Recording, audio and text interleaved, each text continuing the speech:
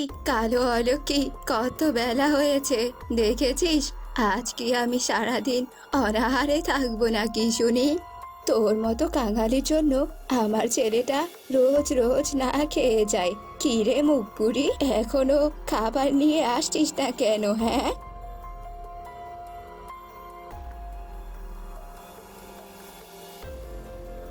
না মা, না খেয়ে থাকতে হবে না। এই নিন আপনার খাবার। আর টোনাও না খেয়ে যায়নি, টোনা নাস্তা খেয়ে গেছে। আপনি তাড়াতাড়ি খেয়ে নিন মা। তুই আমার সামনে থেকে চলে যা। তোর মতো কালো পাখির হাতে খাবার খেলে আমার কেমন বমি আসে রে। কি রে, এখনো দাঁড়িয়ে আছিস কেন? হ্যাঁ, মা, এমন করে বলছেন কেন? আমি কালো হতে পারি, কিন্তু কোনো নোংরা নর্দমা নই। পাখি হিসেবে আমার একটা সম্মান আছে। আর কালো ফর্সার ভেদাভেদ করতে নেই মা। এতে যে সৃষ্টিকর্তা নারাজ হয়, আর এতে আপনার পাপও হবে মা। এই ছোট লোক, অসভ্য মুখপুরি কোথাকার! তোর তো সাহস কম নয়। কালো হয়ে আবার আমাকে তুই নীতি বাক্য শোনাচ্ছিস? তোর তো ভাগ্য ভালো যে তুই এই বাড়িতে আমার ছেলের বউ হয়ে এসেছিস। তোর কারণে বনের সব পাখিরা আমাকে আর আমার ছেলেকে রোজ রোজ অপমান করে। কি দেখেছে আমার ছেলেটা তোকে বিয়ে করে এনেছে, সেটাই তো আমি বুঝতে পারছি না বাপু। মা, এসব আপনি কি বলছেন? সৃষ্টিকর্তার সৃষ্টি যে কখনো অলক্ষী হতে পারে না। দয়া করে এমন করে বলবেন না মা। তোর মতো কালো কালির মায়া কান্না আমি আর দেখতে চাই না। তুই তাড়াতাড়ি এখান থেকে যাবি, নাকি ঘাড় ধাক্কা দিয়ে তোকে ঘর থেকে বের করে দেব বলতো? টুনি কান্না করতে করতে সেখান থেকে চলে যায়। এভাবে রোজ রোজ মিনু টুনিকে অপমান আর অত্যাচার করতে থাকে। একদিন বিকেলে টোনা রক্তাক্ত হয়ে বাড়িতে ফেরে। বাবা টোনা, কি হয়েছে তোর? হ্যাঁ, তোর কপালে গায়ে এমন রক্ত কেন লেগে আছে রে? আর তাছাড়া তুই এভাবে হারছিস কেন? মা, আমি যে অ্যাক্সিডেন্ট করেছি, মাথায় আঘাত পেয়েছি, আমি দাঁড়াতে পারছি না মা। মা, জলদি আমাকে তুমি ঘরে নিয়ে যাও। মিনু টোনাকে ঘরে নিয়ে যায় আর টোনার কপালে ব্যান্ডেজ করে দেয়। বলেছিলাম না তোকে বাবা, আমাদের সঙ্গে এসব হচ্ছে শুধুমাত্র এই কালো অলক্ষীর জন্য। তুই যে কেন কিছু বুঝছিস না কে জানে। ও যদি অলক্ষী না হয় তাহলে এত বছরে কেন একটা সন্তানের জন্ম দিতে পারছে না? ওই অলক্ষীর কারণে তোর কোনো বড় ধরনের ক্ষতি হোক, সেটা আমি চাই না রে বাবা। আমি আছি, ওই অলক্ষীকে এই বাড়ি থেকে বের করে দেব। এমন সময় টুনি পানির কলস নিয়ে ঘরে চলে আসে। কি ব্যাপার টোনা, তোমার এই অবস্থা কি করে হলো? হায় হায়। খবরদার, তুমি একটা অলক্ষী। সকালে তোমার মুখ দেখে আমার ঘুম ভেঙেছে, আর আজকেই আমার এত বড় একটা অ্যাক্সিডেন্ট হলো। মা ঠিকই বলেছে, কালো কখনোই লক্ষ্মী হতে পারে না। টোনা, এসব কি বলছো টোনা? এসব যে কুসংস্কার টোনা। এসবের বিশ্বাস করো না তুমি। মা, আমি এর মুখ আর দেখতে চাই না। একে তুমি এক্ষুনি বাড়ি থেকে বের করে দাও মা। না না, এমনটা করো না, দয়া করো। তোমরা ছাড়া যে আমার আর কেউ নেই। টোনা, আমি তোমার পায়ে পড়ছি, তোমাদের এখানে আমাকে একটু আশ্রয় দাও টোনা, আশ্রয় দাও। অলক্ষীর কোনো জায়গা এই বাড়িতে নেই। বেরিয়ে যা, বেরিয়ে যা এ বাড়ি থেকে। মিনু টুনিকে ঘাড় ধাক্কা দিয়ে বের করে দেয় আর টুনি বনের রাস্তা দিয়ে একা একা হাঁটতে থাকে। টুনি একটা বড় গাছের নিচে বসে পড়ে। সৃষ্টিকর্তা, আমাকে কালো আর গরিব কেন বানিয়ে পাঠিয়েছো? বাবা মা, তোমাদের কালো মেয়ে যে ভালো নেই, আমাকে তোমাদের কাছে নিয়ে যাও। আমি যে আর এত কষ্ট সহ্য করতে পারছি না, আমি আর সহ্য করতে পারছি না। এমন সময় টুনির সামনে একটা তান্ত্রিক চলে আসে। কি ব্যাপার মিষ্টি মেয়ে, তুই এখানে এভাবে কাঁদছিস কেন? কি হয়েছে তোর, আমাকে বল। আমি যে কালো অলক্ষী তান্ত্রিক বাবা, আমার দুঃখ শুনলে যদি আবার আপনার বিপদ হয় তখন কি হবে? আপনি চলে যান এখান থেকে, দয়া করে চলে যান।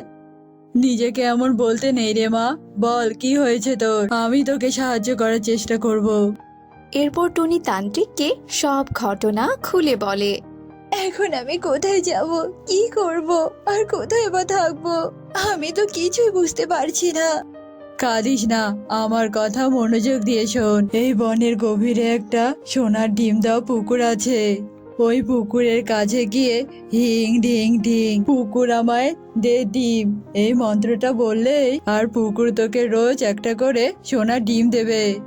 তবে সাবধান, প্রতিদিন পুকুরের কাছে একটার বেশি দুটো ডিম চাবি না, বুঝেছিস?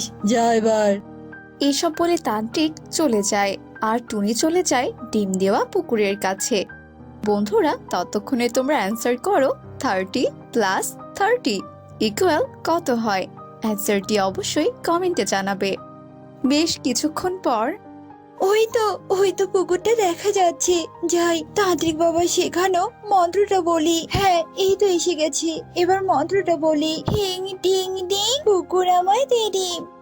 মন্ত্রটা বলার সঙ্গে সঙ্গে একটা সোনার ডিম পুকুরের কিনারায় ভেসে ওঠে। আরে আরে, তান্ত্রিক বাবা তো ঠিক কথাই বলেছে, এই পুকুরটা তো ডিম দেয়। যাই, এই সোনার ডিমটা বাজারে বিক্রি করে ঘর বানানোর আসবাবপত্র কিনে আনি। আমি এই পুকুর পাড়ে ঘর বানাবো। টুনি সেই সোনার ডিমটি নিয়ে বাজারে যায় আর সেই সোনার ডিমটি বিক্রি করে টুনি যা টাকা পায় তা দিয়ে পুকুর পাড়ে ঘর বানানোর জন্য আসবাবপত্র কিনে নিয়ে আসে। আর টুনি সেখানে থাকতে শুরু করে। টুনি রোজ রোজ মন্ত্র পড়ে একটা করে ডিম নিত। এভাবেই টুনি বেশ সুখে শান্তিতেই দিন কাটাচ্ছিল।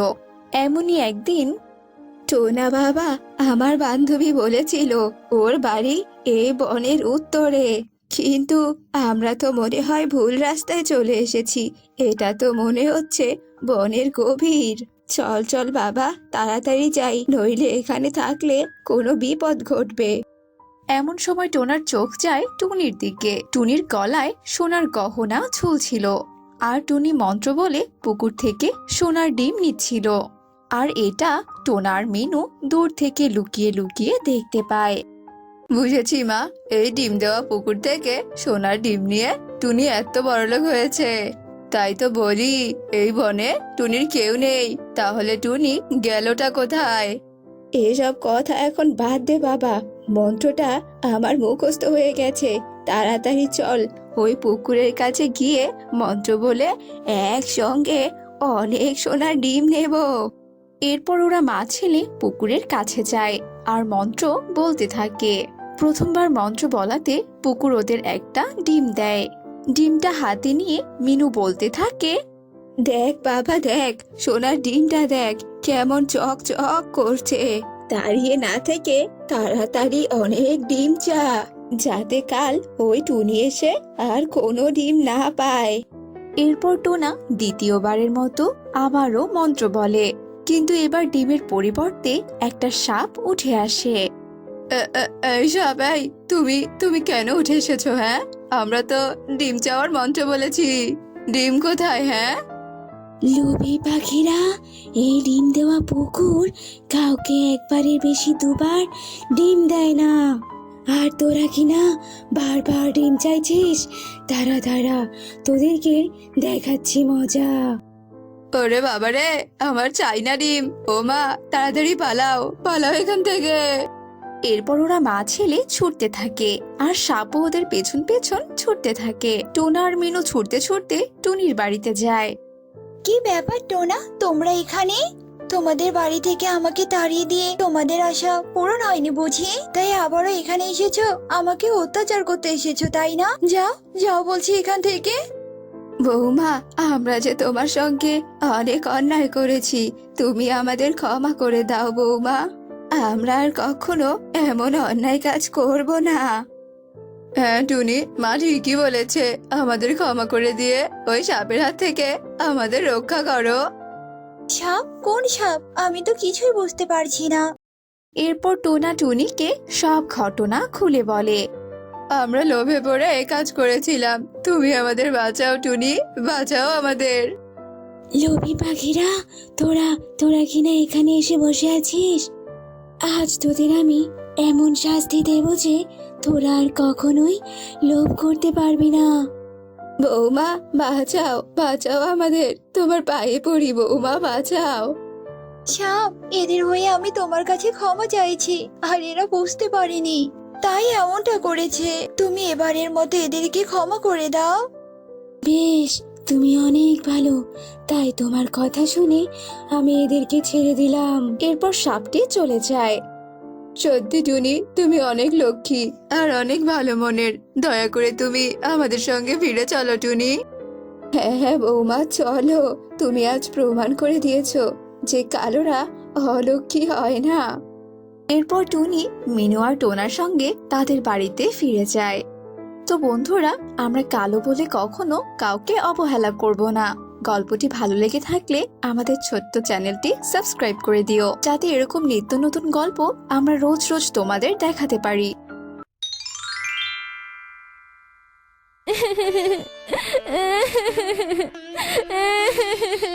এত অত্যাচার আর সহ্য হয় না। আমি ছোট্ট একটা মেয়ে, আমি কি আর এত কাজ করতে পারি? ঘর পরিষ্কার করা, বাসন মাজা, রান্না করা, এসব কাজ করতে করতে আমি হাঁপিয়ে গেছি। আমার আর ভালো লাগে না। বাবা, ভালো তো। তুই যে এখানে বসে ন্যাকা কান্না করছিস, বাসার কাজগুলো কে করবে শুনি? তুই তো ভালোই ফন্দি করেছিস। তুই কি ভেবেছিস? হ্যাঁ, তুই এমন কান্না করলে আমি তোকে কাজ থেকে মুক্তি দিয়ে দেব? না, কখনো না। তোর মতো একটা দাসী থাকতে আমি কোনো কাজ করতে পারবো না, বুঝেছিস? আর তোকে দিয়ে কাজ না করিয়ে আমি কি তোকে বসে বসে খাওয়াবো নাকি? হ্যাঁ ছোট মা, তুমি কেন এভাবে বলছো? আমি তো আর বসে খাই না, আমি তো বাড়ির সব কাজ করি। আর তুমি আমাকে খাওয়াচ্ছ কোথায়? আমাকে তো আমার বাবা খাওয়ায়, আর সংসারে সব খরচ তো বাবাই চালায়। আর তুমি আমাকে খাওয়াচ্ছ কিভাবে? সে কি কথা টুকি, তুই তো দেখছি ভালোই কথা শিখেছিস। কিন্তু টুকি, তোর এসব বড় বড় কথা আমাকে একদম শোনাতে আসবি না, নয়তো কপালে অনেক দুঃখ আছে, এই বলে দিলাম। আর এখন ন্যাকা কান্না না করে তাড়াতাড়ি কাজ কর, গিয়ে যা। আর শোন, তোর বাবা আসার আগেই যেন কাজ শেষ হয়ে যায়। তোর বাবা এসে যেন তোকে আবার কাজ করতে না দেখে, কথাটা যেন মাথায় থাকে, বুঝেছিস? এসব কথা বলে কারিশমা পরি সেখান থেকে চলে যায়। আর তোকে কান্না বাদ দিয়ে কাজ করতে থাকে। আমার হয়েছে ছোট ছেলা, এই সৎমা আমাকে দিয়ে কত কাজ করিয়ে নিচ্ছে, আর আমার বাবাকে সেটা বুঝতেও দিবে না। আর আমি তো বাবাকে কিচ্ছু বলতে পারি না, আর বাবাকে জানালে তো ছোট মা আমাকে মেরেই ফেলবে। আর আমি তো ছোট্ট একটা পাখি, আর ছোট মা তো পরি। ছোট মা চাইলেই যে কোনো মুহূর্তে আমাকে মেরে ফেলতে পারে। মা, তুমি কেন আমাকে ছেড়ে চলে গেলে? আমি যে সৎ মায়ের অত্যাচার আর সহ্য করতে পারছি না। তো বন্ধুরা, অবাক হচ্ছে তো একটা পরী কিভাবে পাখির সৎমা হয়?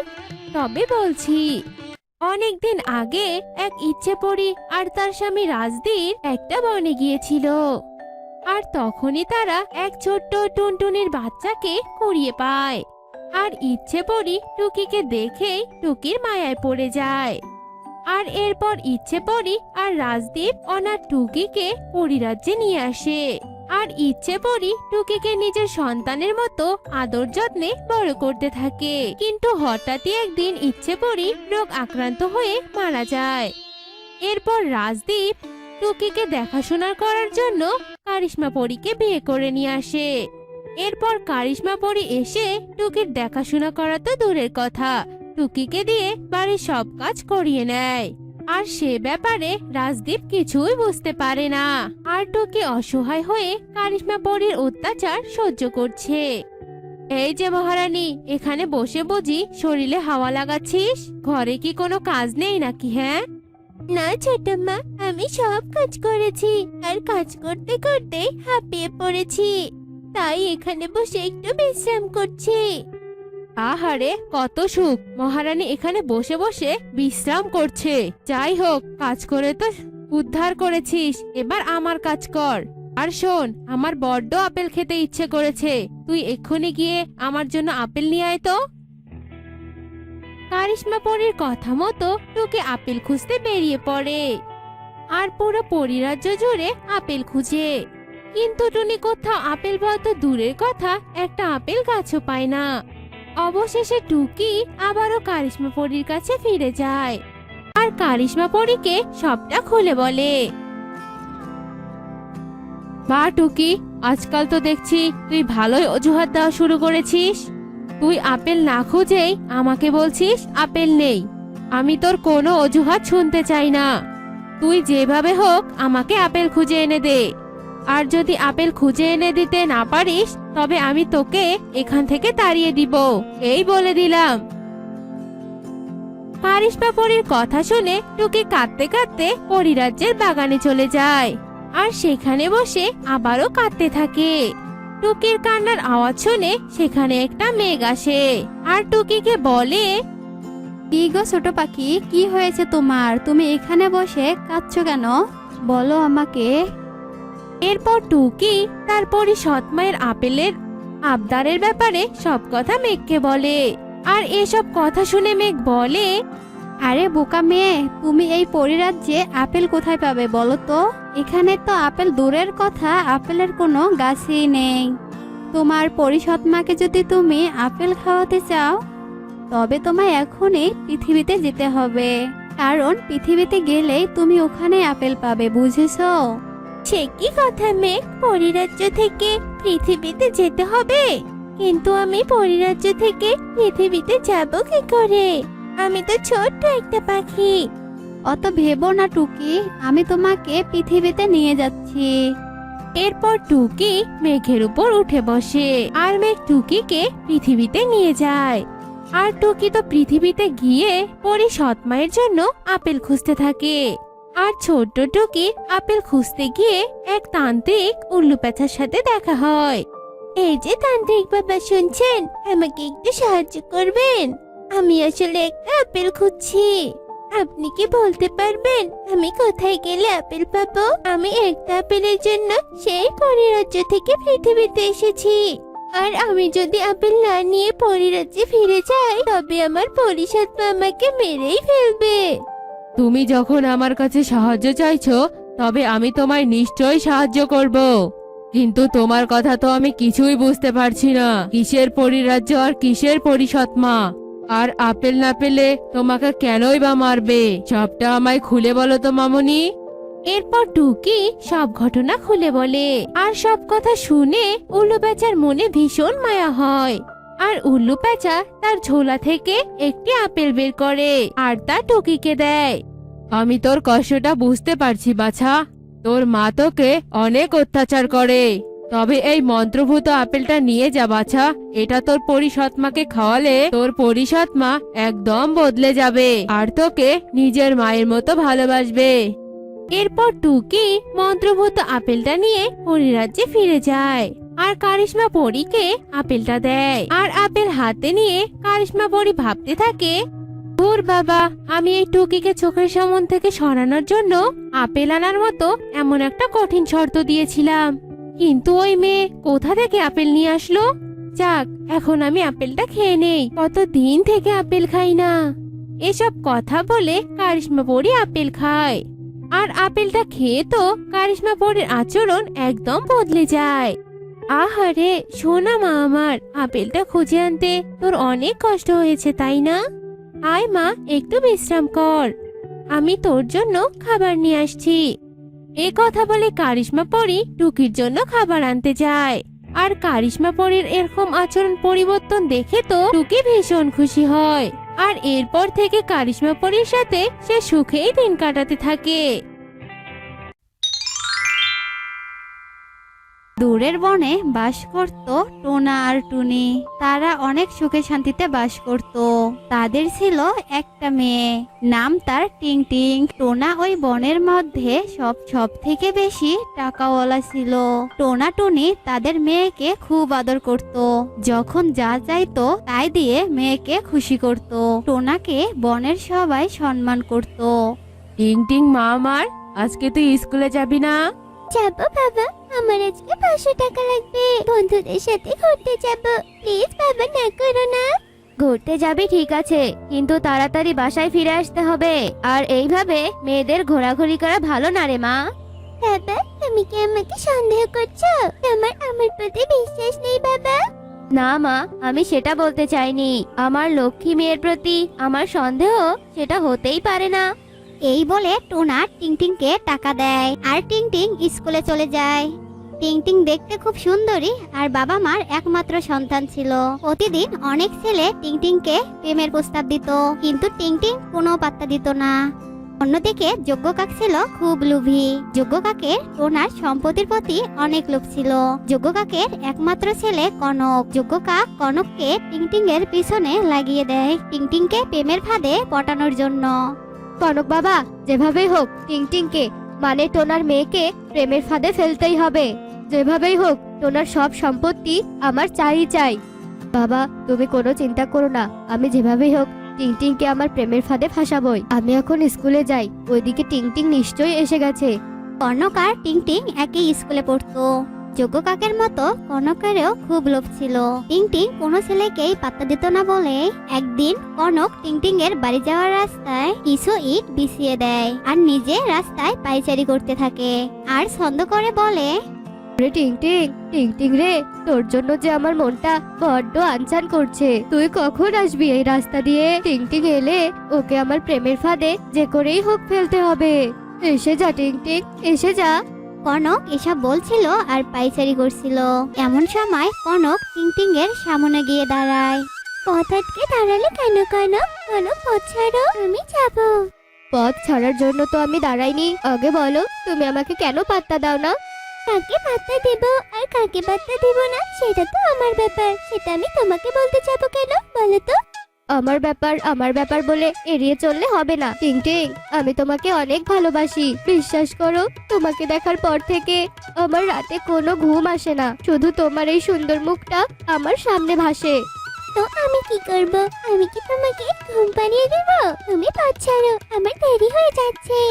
আমার মন চাচ্ছে আমি তোমাকে সারা জীবন এভাবে দাঁড়িয়ে থেকে দেখি। আজ তোমাকে অনেক সুন্দর লাগছে। তোমাকে ছাড়া আমার কিচ্ছু ভালো লাগে না টিং টিং। তোমার এরকম আবেগী কথা শোনার মতো টাইম আমার কাছে নেই। পথ ছাড়ো তো, আমার দেরি হয়ে যাচ্ছে। এই বলে টিং টিং যেতে ধরে আর ইটের সঙ্গে পা লেগে মাটিতে পড়ে যায়। ওরে বাবা রে, পড়ে গেলাম রে। হাতটা ভেঙে গেল মনে হয়। কনক দৌড়ে টিং টিং এর কাছে যায় আর টিং টিং এর পায়ে হাত দেয়। দেখে চলবে তো, তোমার কষ্ট দেখে আমার কান্না আসছে টিং টিং। এখন তুমি এইভাবে স্কুলে কিভাবে যাবে বলো তো? চলো আমি তোমাকে দিয়ে আসি। এই বলে কনক টিং টিংকে কোলে তুলে নেয়। আরে কি করছো তুমি? নিচে নামাও আমাকে, আমি হাঁটতে পারবো। নিচে নামাও বলছি। না, আমি নামাবো না। তুমি চাইলে আমি তোমাকে প্রতিদিন এভাবে কোলে তুলে নিয়ে স্কুলে নিয়ে যাব। বলো রাজি? কনকের এমন ইমোশনাল কথা শুনে আর টিং টিং এর উপর এত যত্ন দেখে টিং টিং এর মন গলতে শুরু করে। তুমি কি সত্যি আমাকে ভালোবাসো? এই কথা শুনে কনক টিং টিংকে কোল থেকে নামিয়ে ব্যাগ থেকে একটা গোলাপ বের করে বলে, আই লাভ ইউ টিং টিং। আমি নিজের জীবনের থেকে তোমাকে অনেক বেশি ভালোবাসি। আমি তোমার হাত ধরে সারা জীবন কাটাতে চাই। তোমার জন্য আমি আমার এই প্রাণটাও দিতে রাজি গো। তুমি সত্যি বলছো? আমি তো এরকম একজনকেই খুঁজছিলাম। কনক। এভাবে কনক আর টিং টিং এর প্রেমের কাহিনী চলতেই থাকে। টিং টিং আর কনক দুজনেই একসঙ্গে ঘুরতে যায়, একসঙ্গে স্কুলে যায়। একদিন টিং টিং কনককে না দেখতে পেয়ে ভিডিও কলে কথা বলে। আস্তে আস্তে টিং টিং আর কনকের প্রেমের কথা বনের সবাই জানতে পারে, শুধু টোনা আর টুনি ছাড়া। একদিন টিং টিং আর কনক নদীর পাড়ে বসে গল্প করছিল। এমন সময় টোনা ওই দিক থেকে বাসায় আসছিল। আরে এটা আমাদের টিং টিং না? কিন্তু এই সময় ও এখানে কি করে? ওর তো এখন প্রাইভেটে থাকার কথা, ওর সাথে ওটা কি আবার? না না, এখানে কিছু বলা যাবে না। এই বলে টোনা আবার হাঁটতে থাকে। হাঁটতে হাঁটতে পথে শালিকের সঙ্গে দেখা হয়। আরে আরে টোনা দাদা যে, তোমাকে তো আজকাল দেখাই যায় না। সবকিছু ঠিকঠাক আছে তো? হ্যাঁ দাদা, সবকিছু ঠিকঠাকই আছে। তো কি খবর তোমার? হ্যাঁ, আমিও ভালো আছি। আসলে আমি তোমাকে একটা কথা বলতে চাচ্ছি। তোমার মেয়েকে একটু চোখে চোখে রাখবে, কেমন? কেন দাদা, কেন? ও কিছু বেয়াদবি করেছে নাকি?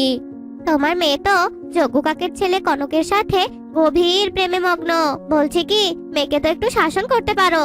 এই বলে শালিক চলে যায়। টোনার এসব কথা শুনে খুব রাগ হয়। যজ্ঞ কাকের সঙ্গে টোনার আগে কিছু টাকা পয়সা নিয়ে ঝামেলা ছিল, যার কারণে দুজন দুজনকে সহ্য করতে পারতো না। কিছুক্ষণ পর টিং টিং বাসায় আসে। দাঁড়া টিং টিং, তুই প্রাইভেট ছেড়ে কোথায় গিয়েছিলি? আর কনকের সাথে তোর কি সম্পর্ক বল আমাকে।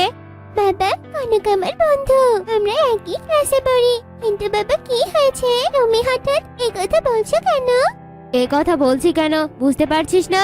বনে আমার একটা মান সম্মান আছে, আর তুই আমার মান সম্মান শেষ করে দিলি। তুই আমার মান সম্মান ধুলোয় মিশে দিয়েছিস। হয়েছেটা কি? হ্যাঁ, এভাবে মেয়েটার উপর রাগ দেখাচ্ছ কেন তুমি? কি হয়েছে?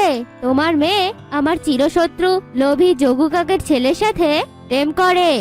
হ্যাঁ রে টিং টিং, তোর বাবা যা বলছে সব কি সত্যি নাকি? হ্যাঁ হ্যাঁ মা, আমি কনককে ভালোবাসি আর আমি কনককে বিয়ে করতে চাই। এই কথা শুনে টোনা টিংটিংকে জোরে একটা থাপ্পড় বসিয়ে দেয়। তোমরা আমাকে খাটো মারো আর যাই করো না কেন, আমি কনককেই ভালোবাসি আর কনককেই ভালোবাসবো, আর আমি ওকেই বিয়ে করতে চাই। তোমরা বুঝতে পেরেছো আমার কথা? এই বলে টিংটিং ঘরে দৌড়ে যায়। তোমার মেয়েকে বোঝাও যোগু কাকের ছেলে ভালো না, ও আমার সব সম্পত্তি কেড়ে নেওয়ার চিন্তা করছে, ওকে বোঝাও। এরপর টুনি টিংটিং এর ঘরে যায়। মা টিং টিং শোন, কনকারুর বাবা খুব লোভী, ওরা তোকে প্রেমের ফাঁদে ফেলে তোর বাবার সব সম্পত্তি হাতিয়ে নিতে চায়। তুই এমন ভুল করিস না রে মা, একটু বোঝার চেষ্টা কর। আমি বুঝতে পেরেছি, তোমরা ওদের নামে যাইতে বলে আমাকে ভুল বোঝার চেষ্টা করছো। তোমরা যাই বলে না কেন, আমি কিছুতেই কনককে ভুল বুঝবো না। এক পর্যায়ে টোনা টুনি টিংটিংকে অনেক বুঝায়, কিন্তু টিংটিং কিছুই মানতে রাজি হয় না। হঠাৎ একদিন টিংটিং পালিয়ে কনকের কাছে যায়। আরে টিং টিং, এতদিন তুমি কোথায় ছিলে? তোমার সাথে যোগাযোগ করার কত চেষ্টা করেছি তুমি জানো? এই শুনে টিংটিং কনককে সব কথা বলে।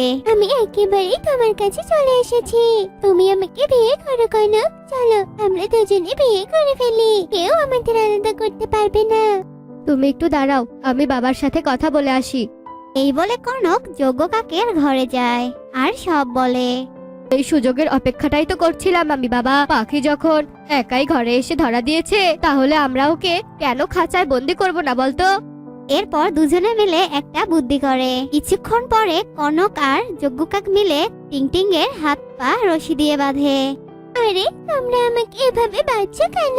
কনক, তুমি আমাকে কষ্ট দিচ্ছ কেন? তুমি না আমাকে ভালোবাসো? আমি তোকে ভালোবাসি না, আমি তোর বাবার সম্পত্তিকে ভালোবাসি, বুঝেছিস? এতদিন আমরা এই সুযোগের অপেক্ষায় ছিলাম। বাবা তুমি ঠিকই বলেছে, তোমরা একটু লোভী। আমাকে ছাড়া বলছে, আমি তোমাকে বলি